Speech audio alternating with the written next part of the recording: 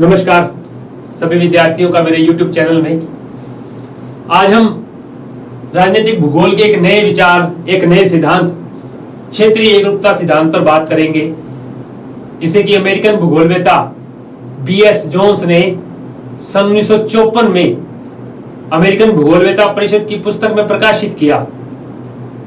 इस सिद्धांत का जो मेन बिंदु है कि क्षेत्रीय एकरूपता, परंतु यह किसी भी क्षेत्र की भौतिक विशेषताओं को आधार नहीं बनाता, जबकि इसमें 3 भूगोलवेताओं का विचार जो है वो समावेश किया गया है। इस सिद्धांत के माध्यम से किसी एक विचार जो किसी मानव के मस्तिष्क में आता है, वो कैसे एक निर्णय उसकी गति के माध्यम से कैसे एक क्षेत्र से एक राजनीतिक क्षेत्र में बदलता है, इसके पर बात की गई है। इस विचार में जीन गोटमैन, डरवेंट विटलसी जैसे भूगोलवेताओं के विचारों को भी समावेश किया गया। सर्वप्रथम इसी सिद्धांत के माध्यम से B.S. जोन्स ने इजराइल राज्य के उद्भव को बताया। बाद में इसी सिद्धांत को उदाहरण लेते हुए सक्सेना महोदय ने बांग्लादेश राज्य का उद्भव किस प्रकार से हुआ उसका जिक्र किया। अपने आप में एक मॉडर्न कॉन्सेप्ट, एक मॉडर्न थ्योरी राजनीतिक भूगोल में, जिसने काफी देशों के उद्भव में अपनी भूमिका निभाई या उन पर यह सही रूप से लागू हुआ, आज उस पर बात करेंगे। तो B.S. जोन्स का क्षेत्रीय एकरूपता सिद्धांत, सबसे पहली बात, यह सिद्धांत जो है वो सन 1954 में प्रकाशित हुआ। सन 1954 में इस थ्योरी को दिया गया और यह थ्योरी अमेरिकन भूगोलवेता परिषद की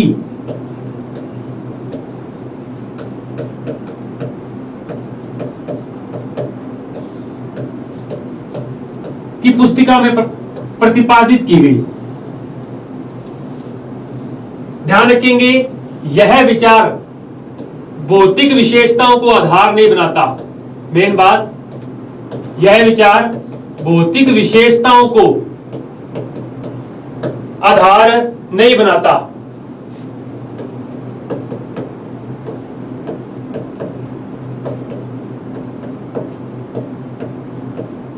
नहीं मानता या नहीं बनाता, जबकि यहां एकरूपता से मतलब है कि इस सिद्धांत के अंदर 3 भूगोलवेताओं के विचार सम्मिलित किए गए हैं। 3 भूगोलवेताओं के विचार जो है इस सिद्धांत में सम्मिलित किए गए हैं। वो भूगोलवेता है डरवेंट विटलसी। डरवेंट विटलसी को हम सब जानते हैं, विश्व में 13 कृषि प्रदेश जो है डरवेंट विटलसी ने बताए हैं। दूसरा विचार जो है वो जीन गोटमैन का है, और जीन गोटमैन को आप सब जानते हैं, 1957 में सबसे पहले विश्व नगरी यानी मेगालोपोलिस शब्द का प्रयोग किया जीन गोटमैन ने। तीसरा विचार जो है वो रिचर्ड हार्टशॉन का है। रिचर्ड हार्टशॉन, जिसने भूगोल में 2 महत्वपूर्ण पुस्तकें, the nature of geography and the prospective nature of geography प्रकाशित की, शेफर के साथ विवाद में भी रहे। तो यहां इस सिद्धांत में एकरूपता या क्षेत्रीय एकरूपता का मतलब है कि इसमें 3 भूगोलवेताओं के विचार सम्मिलित किए गए हैं, ना कि यह सिद्धांत किसी भौतिक विशेषता को आधार मानता है।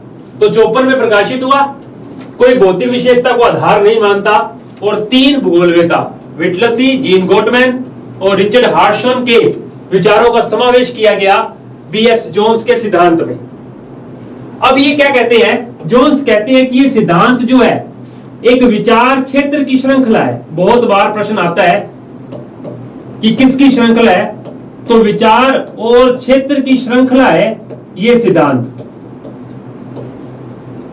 तो पहला बिंदु जो ध्यान रखना है कि यह सिद्धांत विचार क्षेत्र की श्रृंखला है। दूसरा, इस श्रृंखला के 2 किनारे हैं।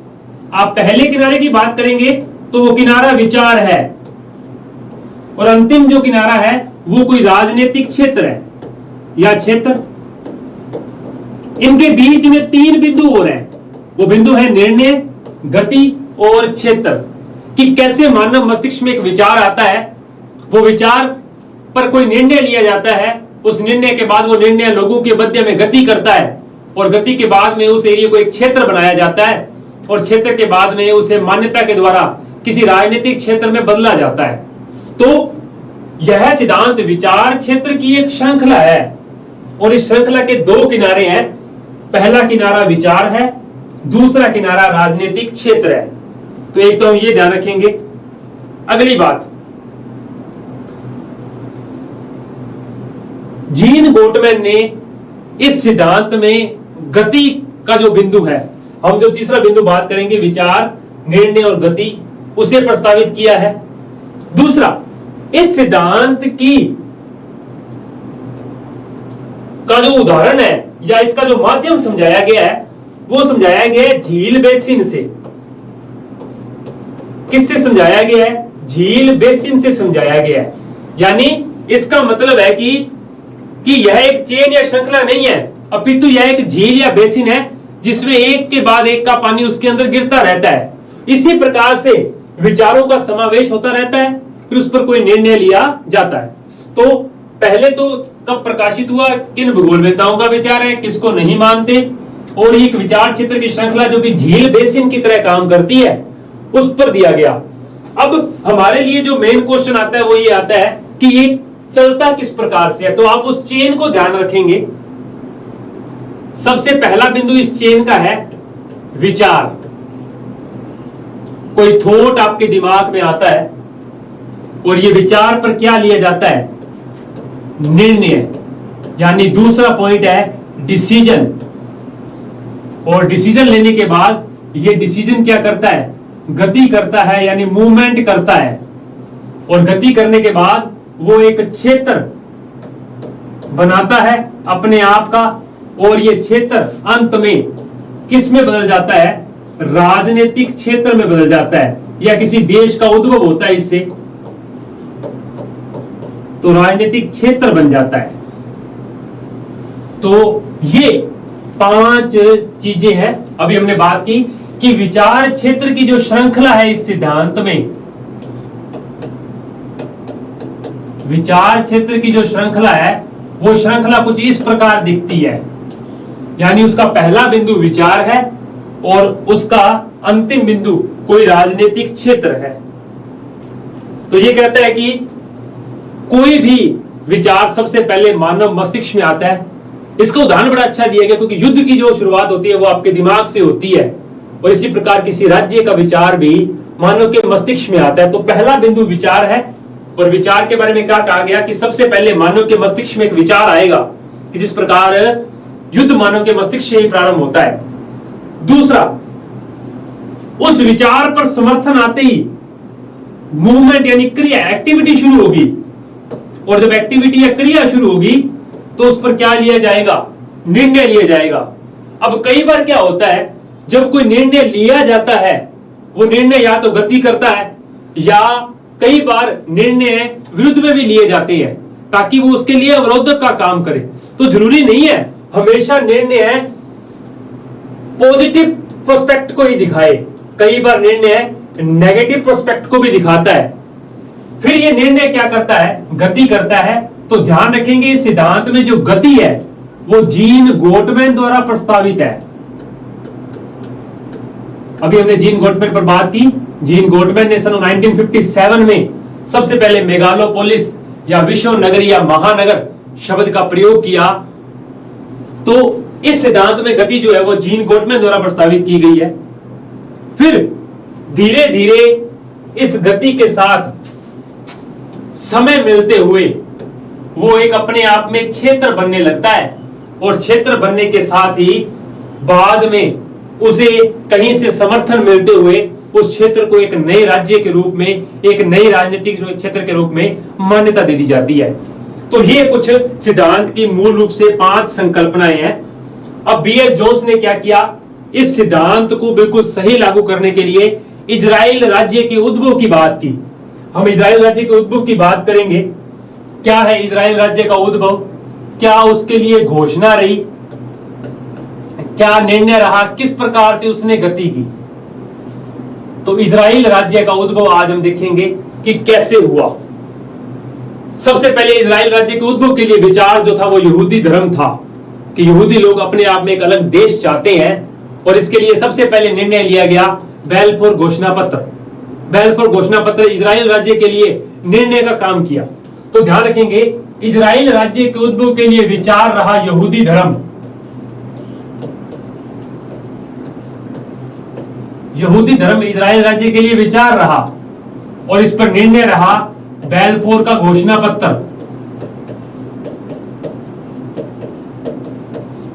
बैलफोर घोषणा पत्र जो है वो इजराइल राज्य के लिए निर्णय का काम किया। इसके बाद में इस सिद्धांत ने इजराइल राज्य के निर्णय में वहां की भौगोलिक और राजनीतिक विशेषताओं का अध्ययन किया। यह निर्णय के साथ ही है, भौगोलिक व राजनीतिक विशेषताओं का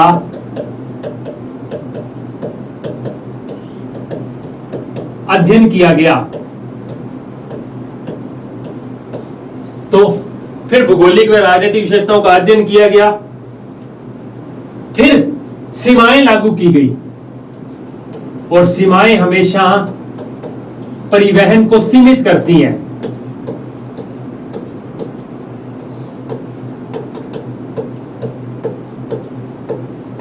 फिर सीमाएं लागू की गई जिनके द्वारा परिवहन को सीमित किया गया। उसके बाद में क्या हुआ कि धीरे धीरे सीमाओं, राजनीति, इन सब का अध्ययन किया गया और इजराइल राज्य के उद्भव की बात की गई। तो यहूदियों के लिए एक अलग देश जो है इजराइल, वो कुछ इस प्रकार से निर्मित हुआ। आप एक परिभाषा ध्यान रखेंगे कि राजनीतिक भूगोल के उद्देश्यों, राजनीतिक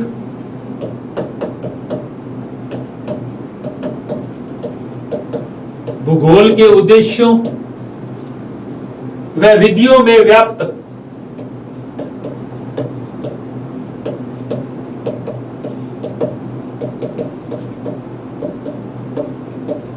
विविधता को,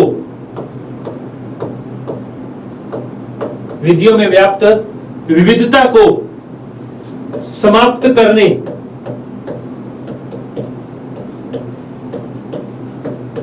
का विचार ही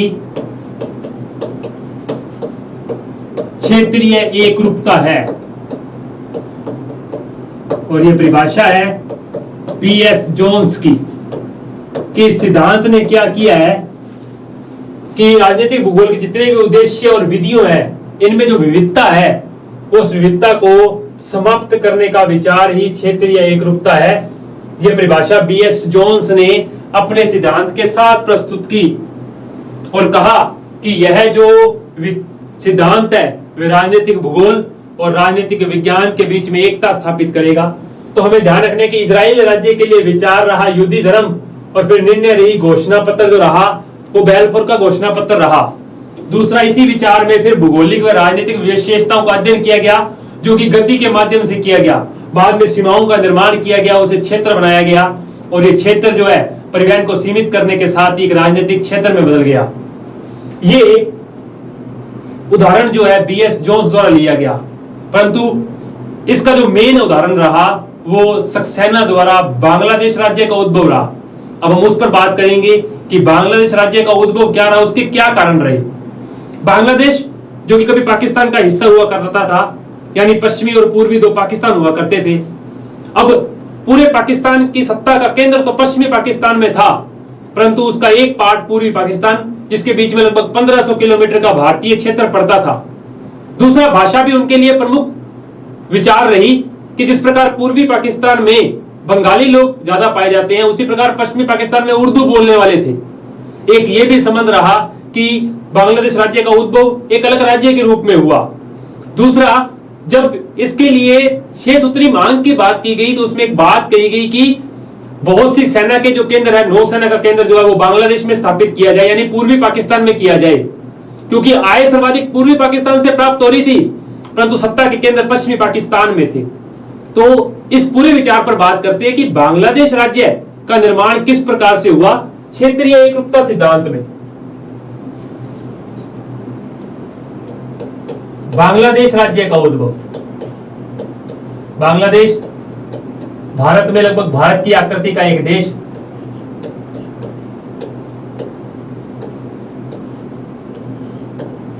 चलिए, और वो 5 बिंदुओं पर बात करेंगे जिसकी हमने अभी जिक्र किया है।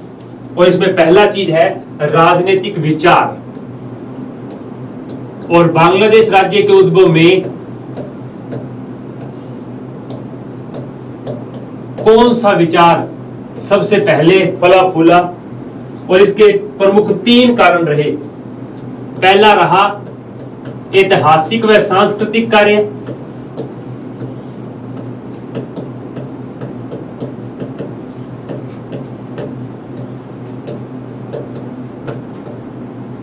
दूसरा रहा इसी के अंदर प्राकृतिक तत्व,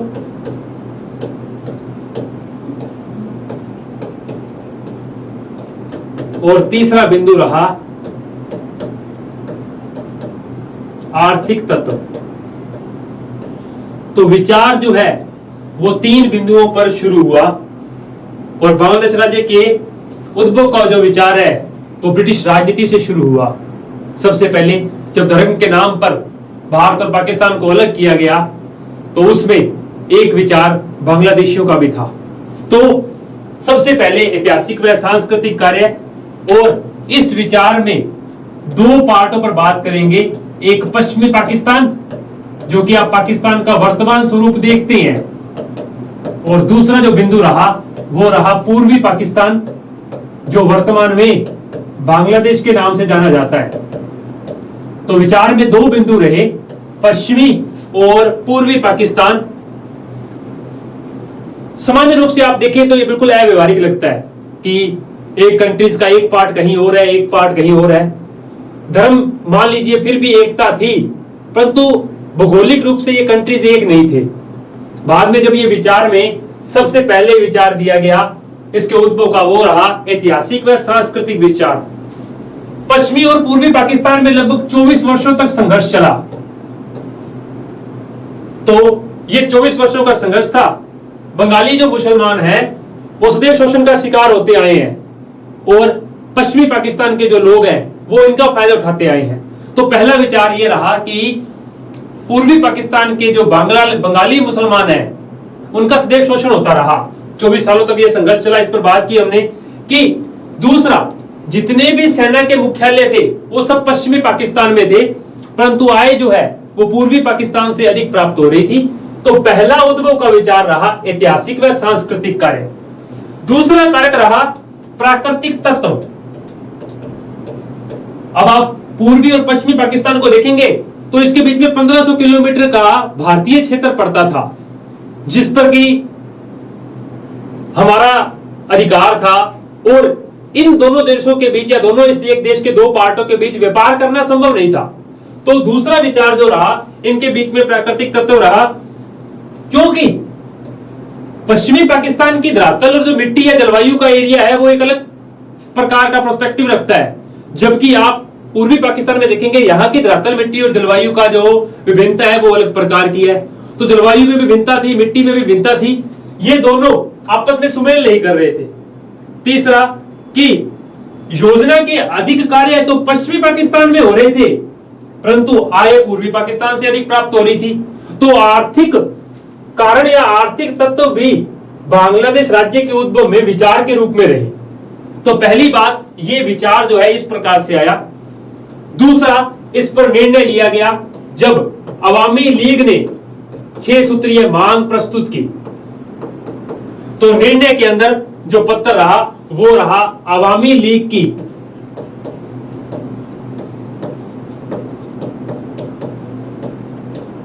6 सूत्रीय मांग। अब इन 6 सूत्रीय मांगों में क्या मांगा गया उस पर बात करते हैं। सबसे पहला कि पाकिस्तान का संविधान संघीय होना चाहिए और इसको पूर्वी पाकिस्तान के परिप्रेक्ष्य में भी देखा जाना चाहिए। तो पहली मांग रही कि 6 सूत्रीय मांग में कि पाकिस्तान का जो संविधान है वो संघीय होना चाहिए और इस पर वयस्क मताधिकार हो।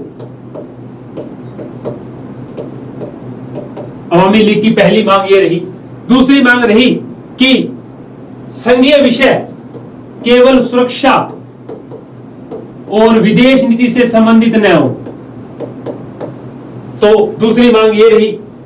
तीसरी बात दोनों भागों के लिए अलग अलग मुद्रा होनी चाहिए और इनके निस्तारण यानी मतलब इनके लेन देन की प्रक्रिया भी सही होनी चाहिए। तो मुद्रा की अलग अलग मांग की गई। तीसरा विचार रहा टैक्स और राजस्व का विचार राज्यों के पास होना चाहिए, क्योंकि पैसा यहां से पूर्वी पाकिस्तान से अधिक आ रहा था, परंतु टैक्स जो है वो पश्चिमी पाकिस्तान में वसूला जा रहा था। दूसरा, मुद्रा का वितरण समान हो,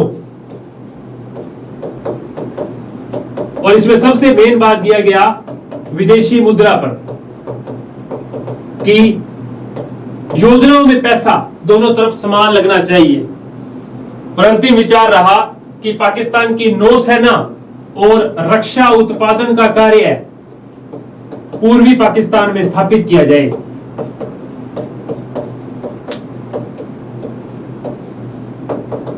तो ये 6 मांगे अवामी लीग ने अपने निर्णय में प्रस्तुत की पूर्वी पाकिस्तान के लिए कि संघीय और व्यस्त मताधिकार पर जो है वो चुनाव होना चाहिए, संविधान होना चाहिए। दूसरा, सुरक्षा व विदेश नीति को सीमित किया जाना चाहिए। तीसरी बात रही टैक्स व राजस्व का विचार राज्यों को दे दिया जाए, अलग अलग मुद्रा और उसके लेन देन की व्यवस्था की जाए, और मुद्रा का वितरण भी समान रहे कि विदेशी जो पैसा आ रहा है वो समान रूप से दोनों भागों में बांटा जाए। और अंतिम विचार ये रहा कि नौसेना और रक्षा उत्पादन का कार्य जिसका जो केंद्र है वो पूर्वी पाकिस्तान में स्थापित किया जाए। इन 6 मांगों के बाद 1970 की दिसंबर में अवामी लीग ने इन 6 मांगों पर चुनाव लड़ा और भारी मतों से बहुमत प्राप्त किया। दिसंबर 1970 का चुनाव इन 6 मांगों पर रहा बांग्लादेश में। इसके बाद में जब ये निर्णय लिया गया, अब इस पर गति होनी शुरू हुई, और गति क्या रही उस पर बात करते हैं। निर्णय के बाद में अगला बिंदु रहा गति, और निर्णय गति कैसे करता है इस में समझेंगे कि सेनाओं का स्थानांतरण हुआ, भारतीय सेना, उसके बाद में नागरिक स्थानांतरण हुआ। ये सब जो है गति में आता है। सेना का स्थानांतरण हुआ, नागरिकों का स्थानांतरण हुआ, शरणार्थी जो है वो भारत में चले आए, परंतु बांग्लादेश के बनने के बाद में वो पुनः बांग्लादेश चले गए। ये स्थानांतरण में आया। 1971 के आसपास पाकिस्तान सेना ने आत्मसमर्पण कर दिया, 16 सितंबर 1971, और बांग्लादेश राज्य जो है वो एक क्षेत्र के रूप में सामने आया। मुक्ति वाहिनी सेना थी, सब जानते हैं हम। धीरे धीरे क्षेत्र के बाद में जब गतिशीलता समाप्त हुई तो उस एरिया को एक नए क्षेत्र के रूप में उद्भव दिया गया। वापिस शरणार्थी अपने देश चले गए, भारतीय सेना पुनः अपने देश लौट आई। तो धीरे धीरे पत्र पत्रिकाओं के माध्यम से या रेडियो के माध्यम से, समाचार पत्रों के माध्यम से एक नया क्षेत्र स्थापित हो गया, और बाद में यही क्षेत्र जो है वो